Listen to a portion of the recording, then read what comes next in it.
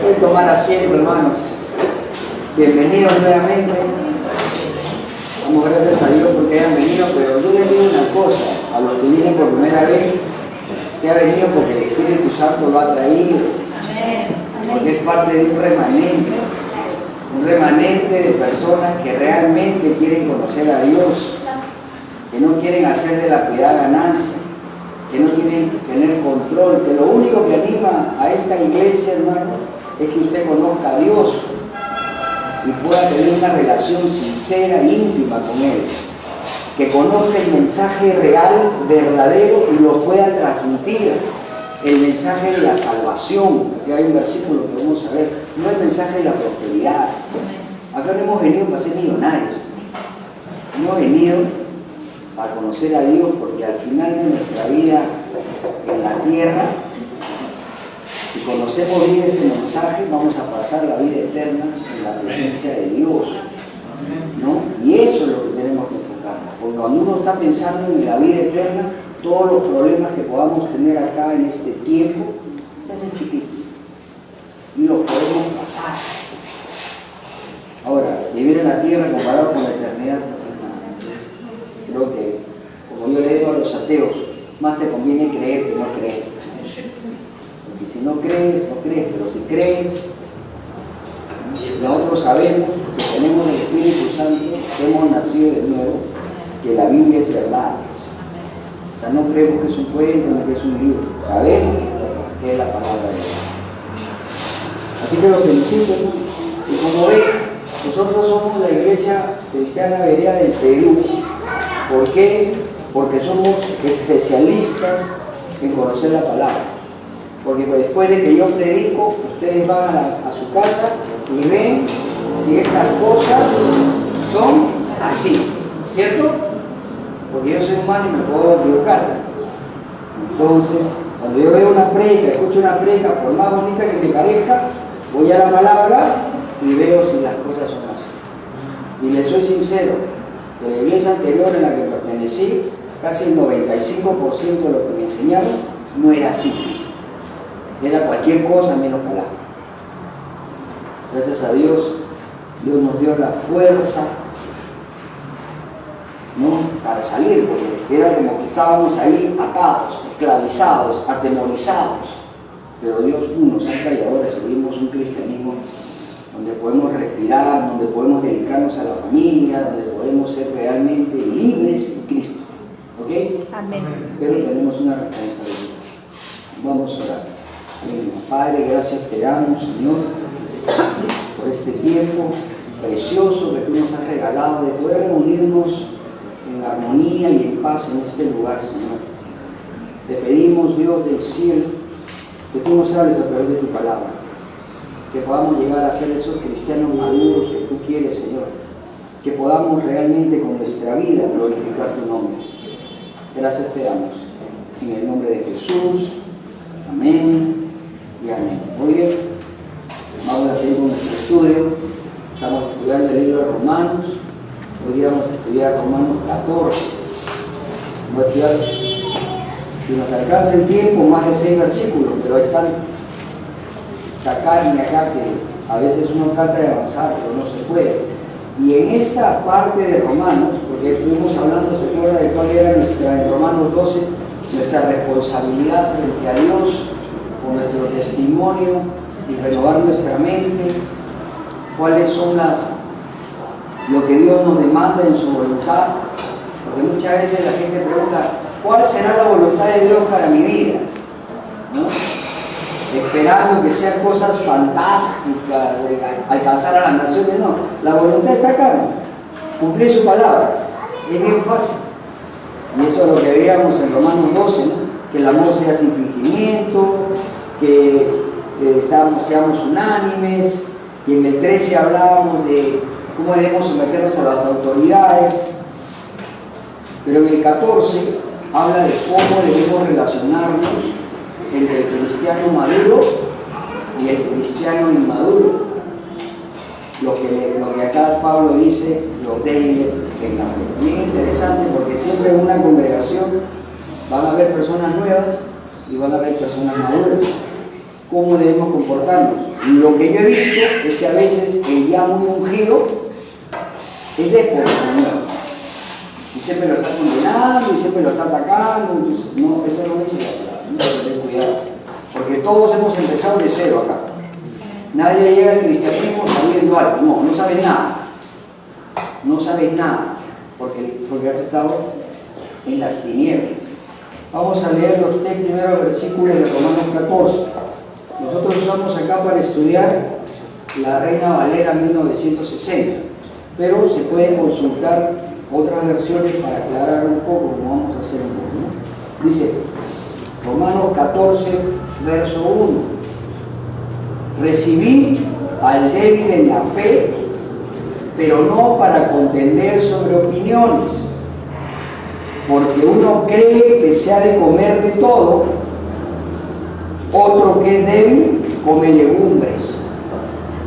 El que come no menosprecia al que no come, y el que no come no juzga al que come, porque Dios le ha recibido. ¿Tú quién eres que juzgas al criado ajeno? Para su propio Señor está en pie o cae, pero estará firme, porque poderoso es el Señor para hacerle estar firme. Uno hace diferencia entre día y día, otro juzga iguales todos los días. Cada uno está plena convencido en su propia mente. El que hace caso del día lo hace para el Señor, y el que no hace caso del día para el Señor no lo hace.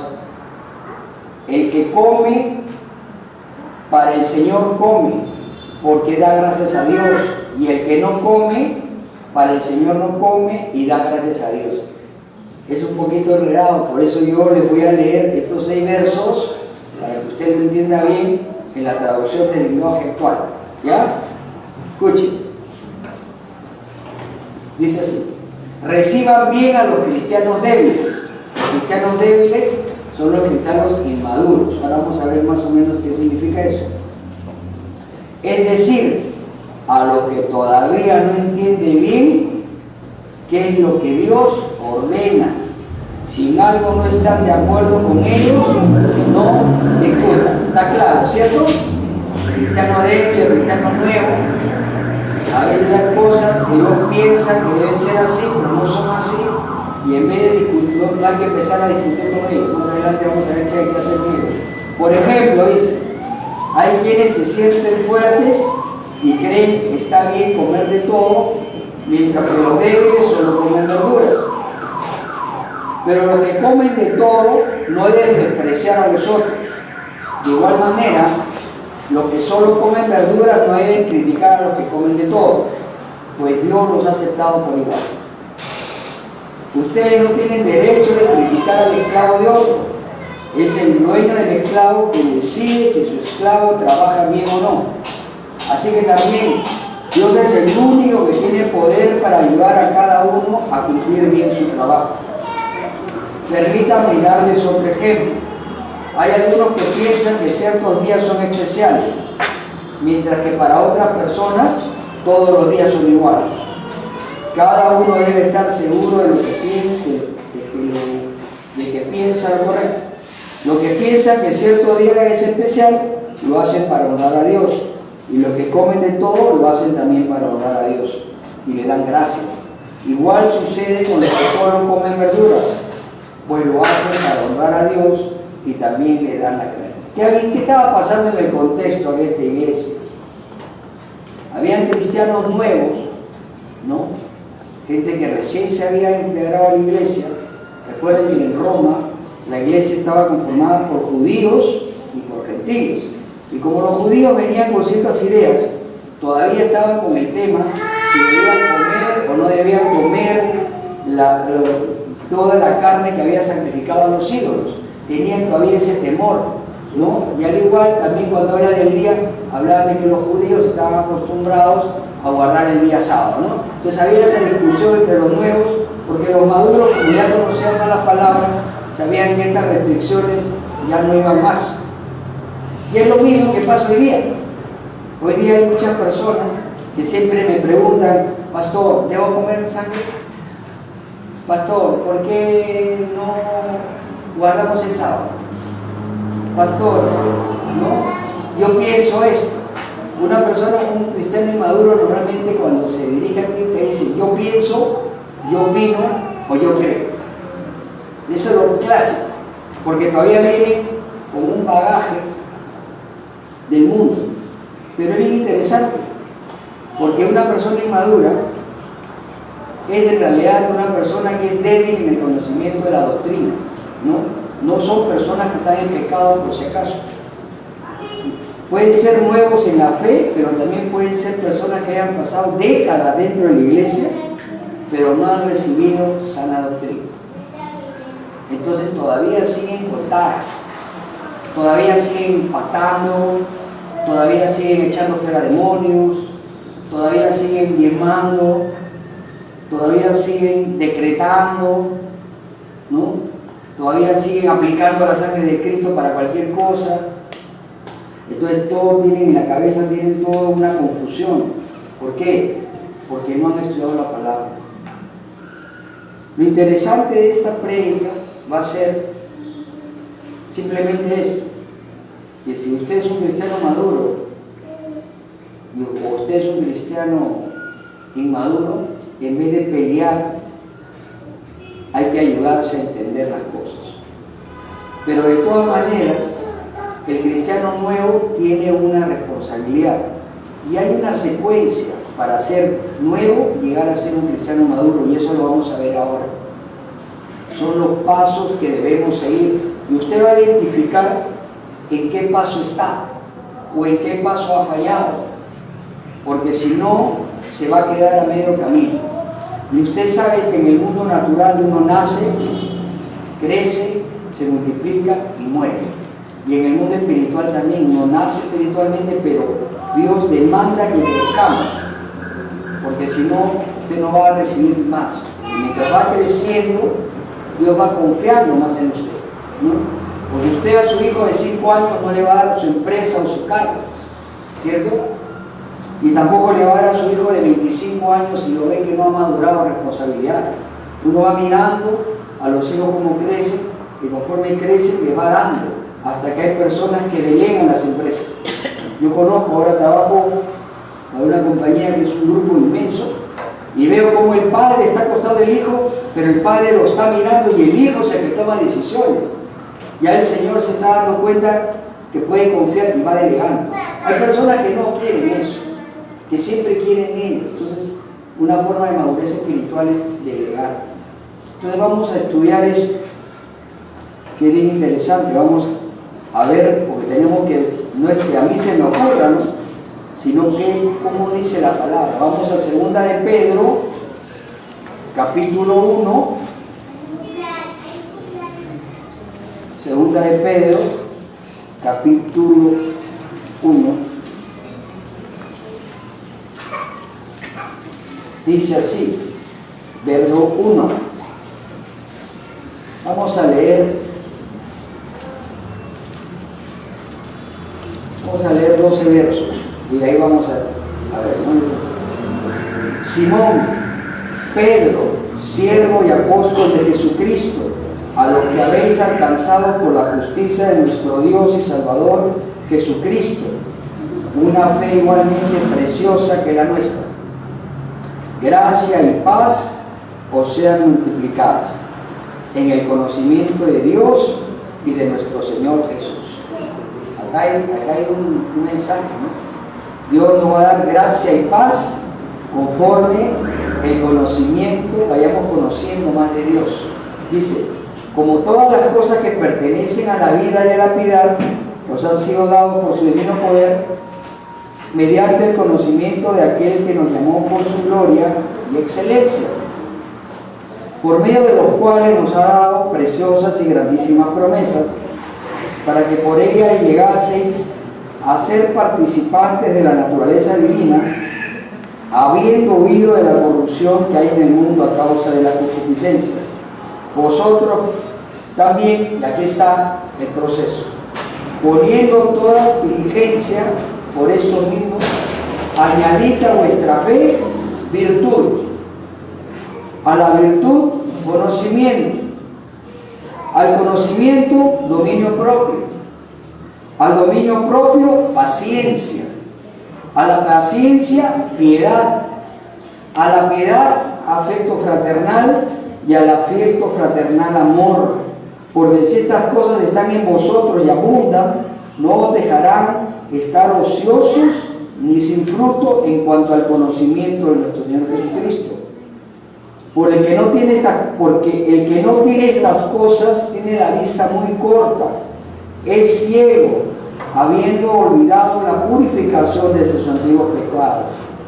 Por el cual, hermanos, tanto más procurad hacer firme vuestra vocación y elección, porque haciendo estas cosas no caeráis jamás. Porque de esta manera os será otorgado amplia y generosa entrada en el reino eterno de nuestro Señor y Salvador Jesucristo.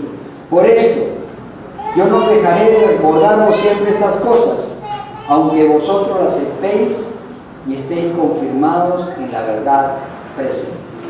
Hay ciertas prédicas que yo tal vez se las repita y se las repita, aunque ustedes la conozcan, para que vayan siendo afirmados en su corazón. Entonces nosotros vamos a hablar de esta escalera que dice así, desde el verso 5 al verso 7. Dice, vosotros también poniendo toda diligencia, por esto mismo añadid a vuestra fe virtud. O sea, todo empieza con la fe. Ahí empieza. Dice, poner toda diligencia, hay que hacer el máximo esfuerzo. Hay que ponerle esfuerzo a las cosas de Dios. Es bien interesante ver que en el mundo la persona para prosperar profesionalmente van, estudian una carrera, después estudian una maestría, otra maestría, un doctorado, ¿visto? Y siguen avanzando y así ellos van avanzando también en su carrera profesional. Pero en el tema del cristiano, hay muchos que no te esfuerzan por conocer más de Dios, cuando es un tema eterno. Entonces, lo que acá empieza es con la fe. ¿Pero qué fe? Vamos a 2 de Timoteo 1:5. 2 de Timoteo 1. Tienen que estar atentos porque aquí vamos a ser confrontados. 2 de Timoteo 1:5. Dice, trayendo a la memoria la fe no fingida, le estaba hablando a Timoteo, que hay en ti. Ahí no. O sea, acá te dice una cosa, puede haber una fe, pero también puede haber una fe fingida, una fe falsa. Y es lo que vemos en muchas personas, que dicen que tienen fe, pero en realidad no tienen fe. Porque la fe, para que tú tengas una fe no fingida, tienes que cumplir lo que dice Efesios 1:13. Mira lo que dice Efesios 1:13. Es muy importante que sepa usted. En él también vosotros, habiendo oído la palabra de verdad, ¿no? La palabra de verdad. ¿Cuál es la palabra de verdad? El evangelio de vuestra salvación. Ese es lo que la palabra de la verdad, el evangelio de salvación. Si a usted, a mí, no nos predicaron el evangelio de la salvación desde el comienzo, nos predicaron otra cosa. A nosotros nos predicaban ¿qué? El evangelio de la prosperidad, el evangelio de la fe, donde decreto, donde declaro, donde impacto, donde Dios está a mi servicio. Eso no tiene nada que ver. Entonces acá dice, si usted oye la palabra de verdad, el evangelio, y habiendo creído en él, o sea, y si lo crees, vamos a quedarnos acá. ¿Cuál es el evangelio de la salvación? Es muy simple. ¿Qué cosa predicaba Pablo a los judíos?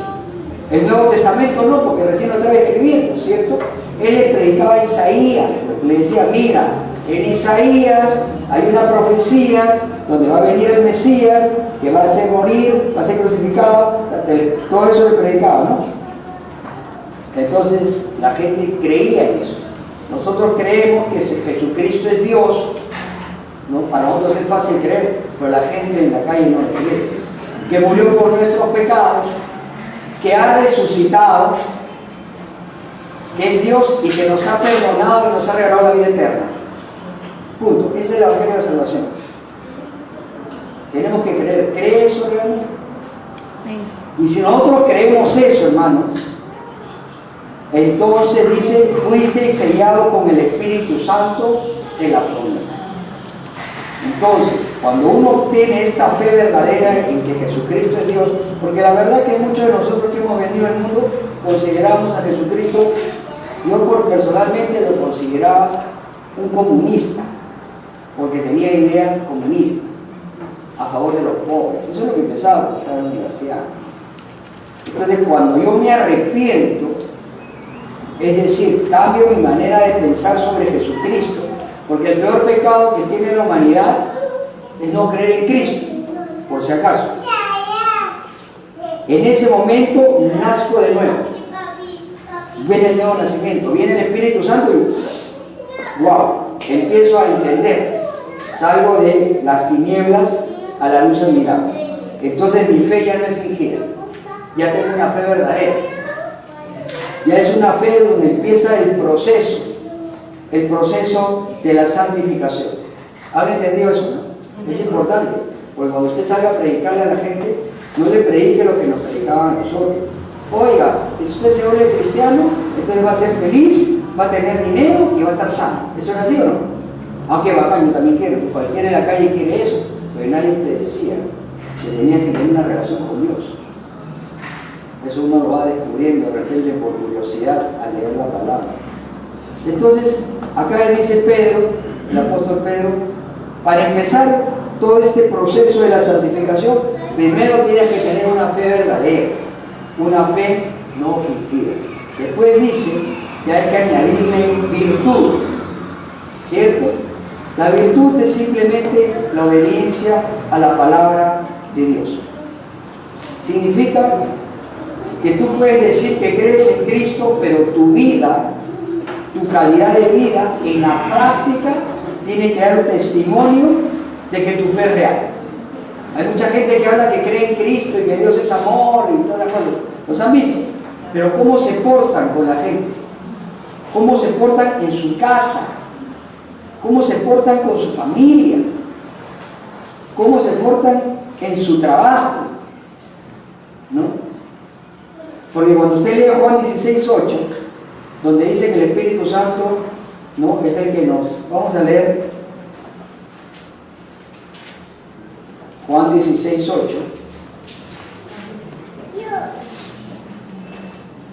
Dice, y cuando Él venga que el Espíritu Santo te convencerá de pecado, de justicia y de juicio. Ya el Espíritu Santo. O sea, usted primero cree en Cristo, que viene el Espíritu Santo y lo convence, y nos convence de que el comportamiento que teníamos en la tierra durante la vida era pésimo. Ahí es el que lo convence. ¡Wow! Esto es normal. Entonces empiezas a caminar en virtud. Y los cristianos débiles y los cristianos nuevos, gracias a Dios, cuando nacen de nuevo y llega el Espíritu Santo, empiezan a tener un comportamiento diferente. Comienzan a cambiar, ¿cierto? Se nota. Si usted ve a alguien que viene a la iglesia y no ha cambiado su estilo de vida, entonces no ha nacido de nuevo. Es mentira. Está viniendo porque le gusta el ambiente, o porque encontró nuevos amigos, o porque hay una chica que le ha gustado de repente, ¿no? O un chico. Entonces, primero tenemos fe, después cambia nuestro testimonio, cambia nuestro comportamiento, y después dice, hay que añadirle conocimiento. El conocimiento, Romanos 12:2, dice que es vital para el cristiano, porque es el que renueva nuestra mente. Recuerden que nosotros venimos del mundo con una idiosincrasia. A nosotros nos enseñaron nuestros padres y nuestras familias cómo deberíamos ser. Entonces teníamos un comportamiento de acuerdo a cómo nos habían enseñado. Yo me acuerdo mucho cuando era muchacho que los primos o más celebrados eran los que más chicas tenían, los que más mujeres tenían. Entonces, wow, qué tipazo, ¿no? los alababan inclusive. Entonces uno va creciendo pensando eso. O los que tenían más dinero, entonces todo eso, la palabra de Dios comienza a renovar nuestra mente. Y comenzamos a comprender realmente cuál es la voluntad de Dios. Ahora, aquí es donde fallan muchos hermanos. Aquí está el problema. Hay gente que lo único que se limita cuando viene a la iglesia es escuchar lo que dice el pastor, lo que dice el predicador o lo que dice el invitado. Entonces es fácil ser engañado, porque si yo no veo si las cosas son así, comienzo a recibir leche adulterada, ¿cierto? La Biblia dice que nosotros debemos recibir leche no adulterada, ¿sí o no? Entonces si yo recibo leche adulterada, voy creciendo deformado, pues. Imagínense que usted a un bebé, en vez de darle leche materna, le da harina mezclada con agua. Puede parecer leche, pero va a desarrollar su cerebro. No. Si usted recibe una mala doctrina, ¿va a desarrollar su fe? No. ¿Va a madurar espiritualmente? No. Es mentira. Por eso tenemos personas que tienen décadas en la iglesia y todavía siguen teniendo una visión de Dios distorsionada. Entonces nos dice que aquí nosotros tenemos que conocer. Rápidamente el apóstol Pedro nos dice: ¿tienes fe? ¿Tienes buen testimonio? Ahora estudia, conoce, ¿no? Y esto hay que ser diligente en el estudio de la palabra. Estudio, no leer. Yo conozco gente que me dice: hoy día he leído la Biblia.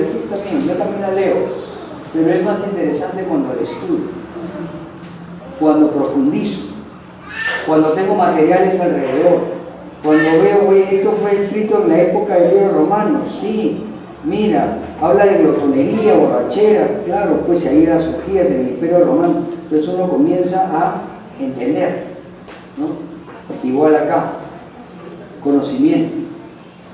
Después dice, dominio propio. Qué interesante. Cuando uno va conociendo la palabra de Dios y la va interiorizando, pasa algo. Comenzamos a tener, ¿no?, dominio. O sea, ya podemos controlar los deseos mundanos por iniciativa propia. El dominio propio. No dice, oye, después de conocer va a pasar algo. ¿Por qué el dominio propio? Porque es un fruto del Espíritu Santo. ¿Se acuerdan en Gálatas 5, 22, 23? Comienza a verse eso. Ya podemos decirle no a las cosas malas. Podemos controlar, habla de dominio propio, podemos controlar esas pasiones, ese carácter de repente. Y después del dominio propio sigue la escalera, paciencia. Y esa palabra paciencia significa perseverancia. Ya podemos ser más perseverantes. Somos aquellos cristianos que hemos pasado pruebas terribles, pero seguimos adelante. Enfermedades, injusticias, no sé, fracasos, pero ahí estamos. Y a mí me gusta siempre poner en este tema de la perseverancia a nuestro hermano Abraham, ¿no? Vamos a estudiar Romanos 4, 18, 21. Romanos 4, 18, 21. Ahí me gusta esta parte. Dice Romanos 4, del 18 al 21. Mira lo que dice. Aquí está cuando Abraham, Dios le dice: vas a ser padre, ¿no? Y él dice: y él creyó en esperanza contra esperanza, para llegar a ser padre de muchas gentes, conforme a lo que se le había dicho: así será tu descendencia.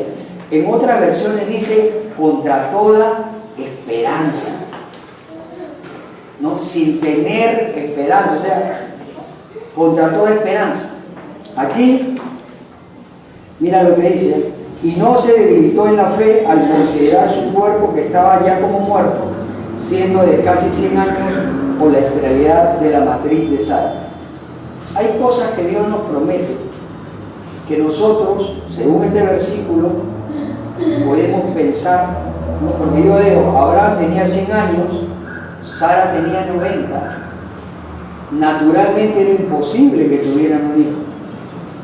Y nosotros en nuestra vida podemos ver cosas que tal vez nos parezcan imposibles, pero Dios en su palabra nos ha dicho que se va a hacer. Y nosotros tenemos que creer. Esperanza contra esperanza significa qué es lo que yo veo contra qué es lo que dice la palabra. Y es ahí donde usted tiene que decidir qué creer. O creer a su circunstancia o creer la palabra. Más adelante dice, tampoco dudó por incredulidad de la promesa de Dios, sino que se fortaleció en la fe, dando gloria a Dios. Esta es una enseñanza. En vez de dudar, ¿qué deberíamos hacer nosotros? Darle gracias a Dios porque ya nos dio la promesa. Mire esto, plenamente convencido de que era también poderoso para hacer todo lo que había prometido. Ahí está.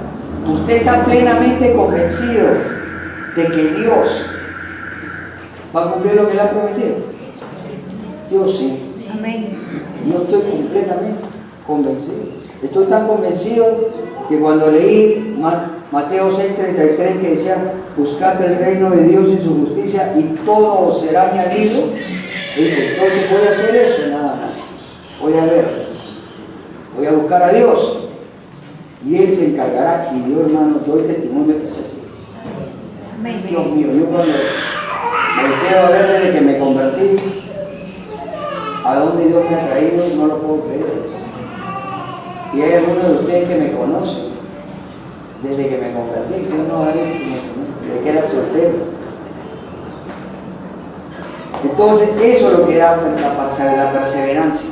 La perseverancia te la va a dar justamente tener el dominio propio para poder aguantar. ¿Se dan cuenta cómo es una escalera?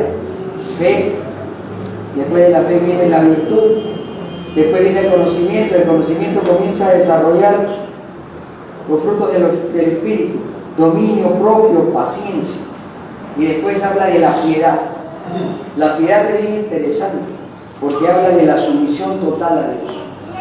Colosenses 1:10, vamos a ver qué dice Colosenses 1:10. Dice, mira, para que andéis como es digno del Señor, agradándole en todo, llevando fruto en toda buena obra y creciendo en el conocimiento de Dios. La sumisión total a Dios, hermanos, es cuando uno ya realmente se rinde a la soberanía, sabiduría y al amor de Dios. Es el momento en el que tú dices, bueno, Señor, yo te pertenezco, tú sabes lo que es mejor para mi vida, yo no entiendo lo que me está pasando, lo único que me toca a mí es ser fiel, y en ese momento viene paz a tu vida, viene paz. Yo en estos días estoy sintiendo un gozo bien interesante, estoy feliz, porque como estoy tan metido en la palabra, entonces mi confianza en Dios ha crecido de una manera, y es bien interesante porque después de pasar una prueba muy fuerte, mi fe ha aumentado. Dios a veces nos mira y dice, vamos a probarte, pues. Y nos manda el bombazo, pero siempre nos manda el bombazo, como dice la Biblia, que vamos a hacer, pero no más allá de nuestras fuerzas. Así que si usted ha pasado una prueba recontra difícil, es porque es recontra fuerte, ¿no? O la intensidad de la prueba siempre va a servir. Pero eso es para que nos rindamos, para que al final ya rinda su vida, ya no haga las cosas de sus fuerzas. Ahí vamos llegando más a la madurez. Y después habla del amor fraternal, el amor entre nosotros. ¿Qué tanto nos amamos? ¿Nos amamos realmente?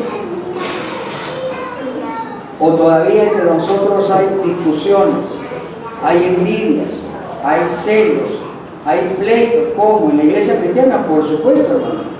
Yo vengo de una iglesia donde todo era competencia, pleitos, envidia, chisme, maleteo, y era táctica de los pastores y de los líderes, enfrentar a los hermanos, porque donde no hay unidad hay control, ¿cierto? ¿Es verdad? Yo conozco gerentes que hacen que se peleen en los mismos trabajadores para seguir teniendo el control. Pero nosotros debemos amarnos, como dice Primera de Pedro 1:22. Amor no fingido, recuerden, ¿eh? Primera de Pedro 1:22. Habiendo purificado vuestras almas por la obediencia a la verdad. ¿Cómo se purifica el alma? La obediencia a la verdad.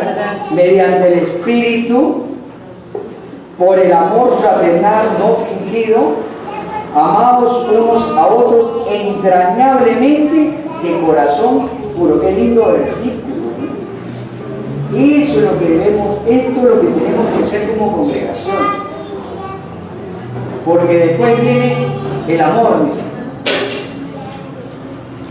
Pero en Gálatas 5:14 nos dice qué tipo de amor. Vamos a Gálatas 5.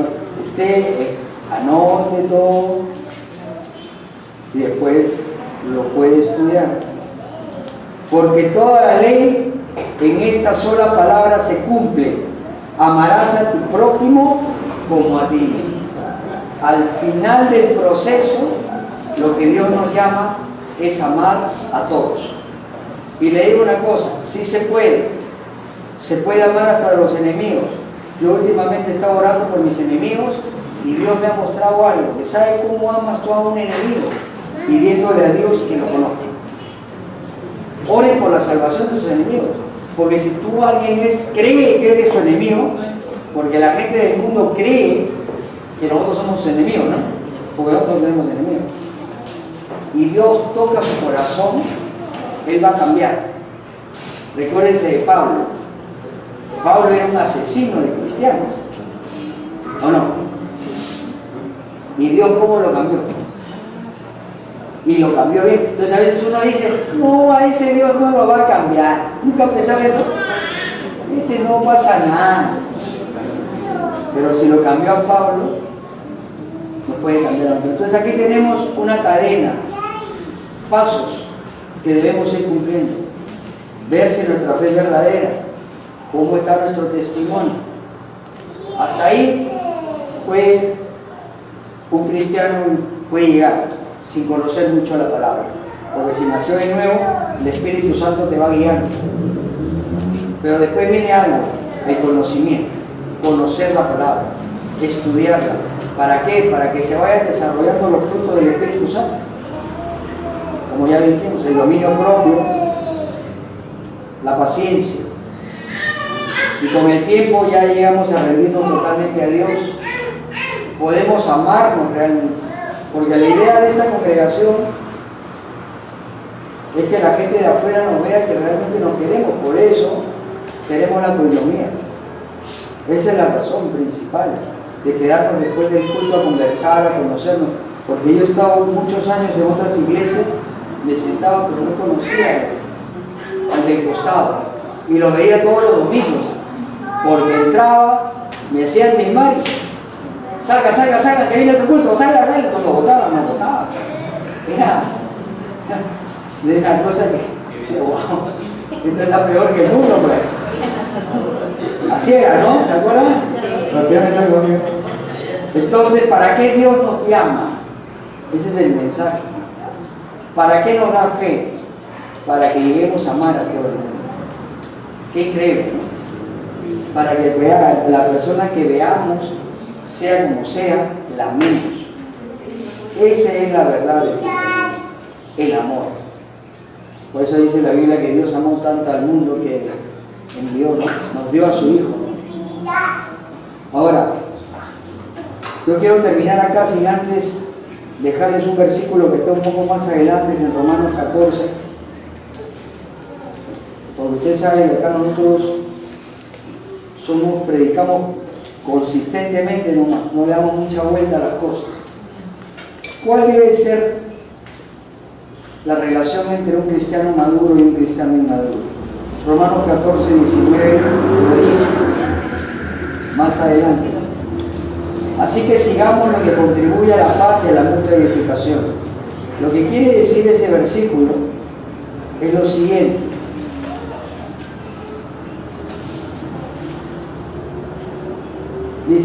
quiere decir que vivamos en paz unos con otros y nos ayudemos a crecer en esta nueva vida que Cristo nos ha dado. Si usted es una persona que está acá y tiene alguna duda sobre algo que ya ha pasado, ¿no? Hermano, que puedo comer sangre, hermano, ¿por qué no es el sábado?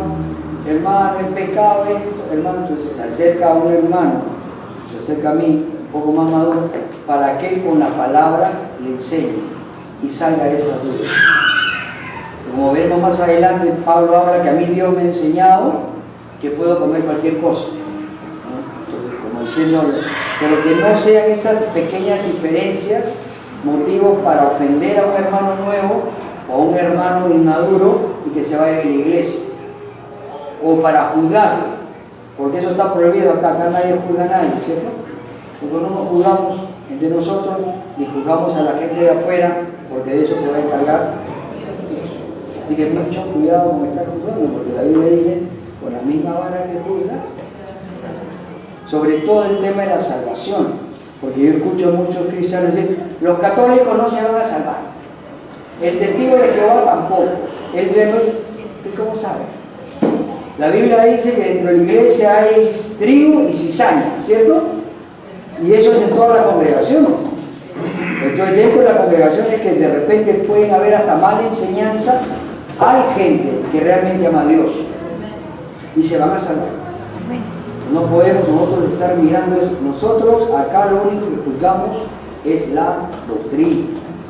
Nuestra lucha es, como dice Judas, contender ardientemente por la fe. O sea, ¿por qué aprendemos la palabra? Porque queremos que la gente que está equivocada conozca la verdad. Por eso somos tan puntillosos que agarramos pequeñas porciones, las estudiamos, las evaluamos, y usted en su casa lo evaluará mejor, porque en realidad esto es para estudiar un mes, punto por punto, ¿no? Pero tampoco se la quiere hacer fácil. Eso sería todo, hermano. Vamos a orar, póngase de pie. En realidad,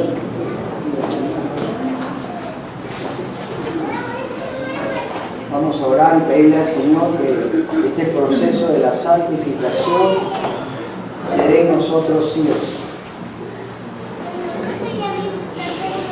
Padre Santo, bendito Dios, le damos gracias por tu palabra. Hoy día hemos comprendido que tal vez no tenemos la madurez espiritual que necesitamos para enfrentar al mundo, Señor. Por eso, Señor, queremos poner y comprometernos en esta mañana en poner toda diligencia, Señor, nuestro máximo esfuerzo a esa fe que no fingida que tú nos has dado.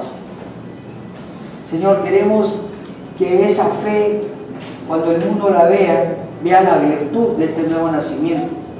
Que nuestro testimonio sea excelente, Señor. Que lo que vea el mundo, vea lo que predica nuestra boca, Señor. Señor, te pedimos que tú nos ayudes con el tema del conocimiento. Queremos arrepentir en esta mañana si no hemos sido diligentes al estudiar tu palabra. Si nos ponemos a pensar, Señor, muchas veces hemos preferido hacer cosas inútiles, perder el tiempo, en vez de sentarnos, aunque sea media hora, a estudiar tu palabra. Te pedimos, Señor, que tu Santo Espíritu, Dios, nos ponga el querer como el hacer. Porque realmente no queremos ser cristianos inmaduros, no queremos ser cristianos débiles, Dios. Te pedimos, Señor, que se desarrolle en nosotros el fruto del dominio propio. Ayúdanos, Dios, nuestro carácter, muchas veces, Señor, vence a lo que tú nos has ordenado, Dios. Danos la perseverancia, Señor, para seguir adelante, como lo hizo Abraham contra toda esperanza. Porque se levanta el mundo contra nosotros, se levantan las circunstancias, pero nosotros no tenemos a dónde ir más que a ti, Señor. Te pedimos que se siga desarrollando ese fruto de la paciencia. Bendito Dios, sobre todo queremos ya el tema de la piedad, o sea, de esa sumisión total en ti, Señor. que ante cada circunstancia de nuestra vida, siempre nos acordemos que tú eres soberano, Señor, que tú tienes el control, que la sabiduría, Dios, y tu amor sobrepasa nuestro entendimiento, que a los que te amamos todas las cosas nos ayudan a bien, Señor. Bendito Dios, que tú tienes para nosotros muchísimo más de lo que hemos pedido o hemos imaginado. Que si tú diste a Jesucristo, Dios, en la cruz por nosotros, tú nos puedes dar con Él todas las cosas. Bendito Dios, te pido yo que en esta congregación el amor sea sin fingimiento. Si hay algún problema entre nosotros, Señor, que podamos arreglarlo, Dios. Que sea, como en toda familia, siempre va a haber problemas, que lo podamos arreglar, Dios. Y que al final, Señor, se desarrolle este último escalón de la madurez espiritual, el amor por todos los seres humanos, sean creyentes o no sean creyentes, sean amigos o sean nuestros enemigos. Ayúdanos, Dios. Con eso queremos terminar nuestra oración de día. Ayúdanos, Dios, porque somos débiles. En nuestras fuerzas nunca lo vamos a poder hacer. Gracias te damos. En el nombre de Jesús. Amén.